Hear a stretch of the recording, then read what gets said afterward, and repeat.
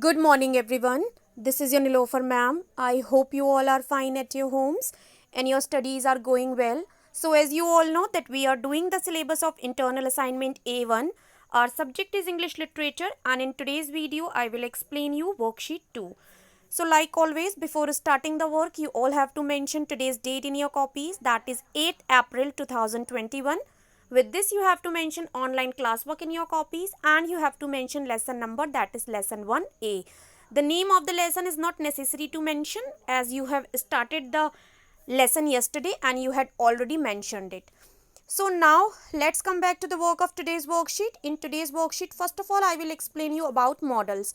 So the question is, what is a model? Give examples. Model क्या होता है? Examples भी देनी है. So let's see. Answer is, a modal is a type of auxiliary helping verb that is used to express ability, possibility, permission और obligation.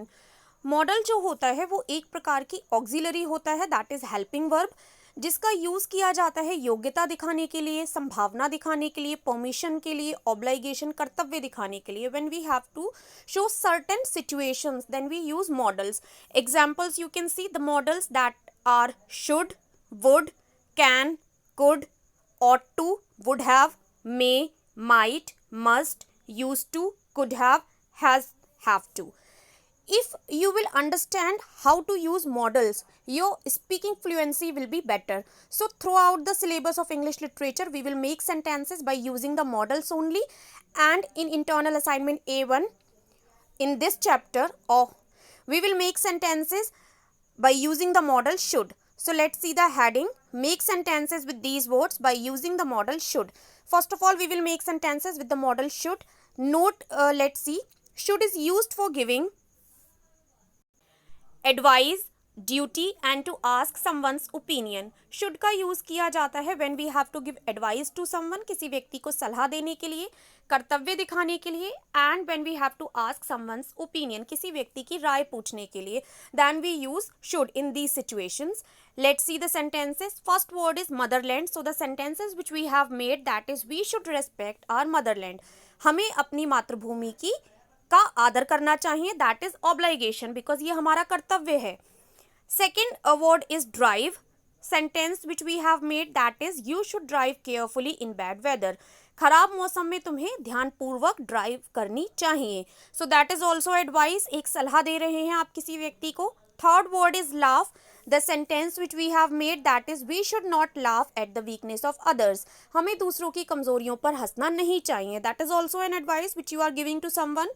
Next word is switch off. That means बंद करना. The sentence which we have made, that is, you should switch off the fan when you leave the room. जब तुम कमरे से बाहर जाओ तुम्हें फैन, पंखा बंद कर देना चाहिए. So that is duty, कर्तव्य है आपका, because इलेक्ट्रिसिटी को सेव करना. Next word is do. So the sentence which we have made, that is, what should we do now? अब हमें क्या करना चाहिए. So here you are asking someone's opinion. आप यहाँ किसी व्यक्ति की राय पूछ रहे हैं. So in these particular situations we use should. Now let's move forward and see the question answers. Question number 1 is, why was the king advised to go to magicians?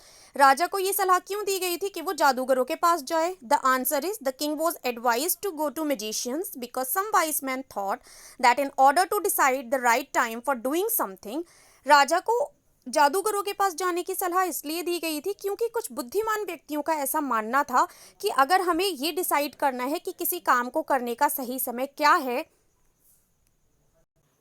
it is necessary to look into the future and only magicians could do that.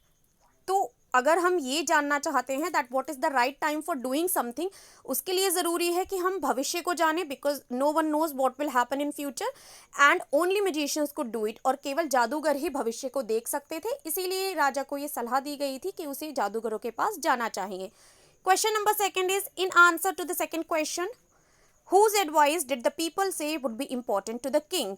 दूसरे सवाल के जवाब में किसकी advice को important माना गया था? लोगों ने कहा था कि दूसरे सवाल के उत्तर में किन लोगों को इम्पॉर्टेंट बताया था, लोगों ने किन लोगों की राय को इम्पॉर्टेंट बताया था.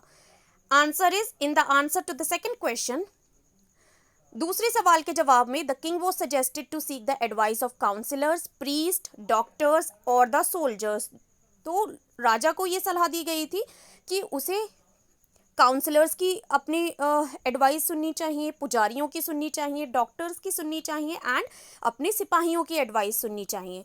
Question number 3 is what suggestions were made in answer to the third question. तीसरे क्वेश्चन के आंसर में क्या सजेशंस दिए गए थे?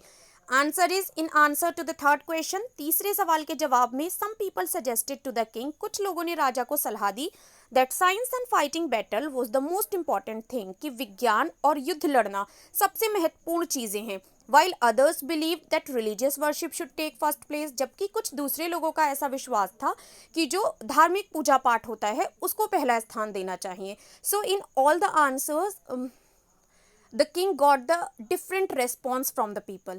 So these were some question answers. The remaining question answers I will explain you in tomorrow's video. I hope everything is clear to all of you. If still any confusion is there, so you can ask me in the Zoom meeting also. I'll meet you in the another explanation video. Till that, keep learning, stay home, stay safe. Bye bye everyone.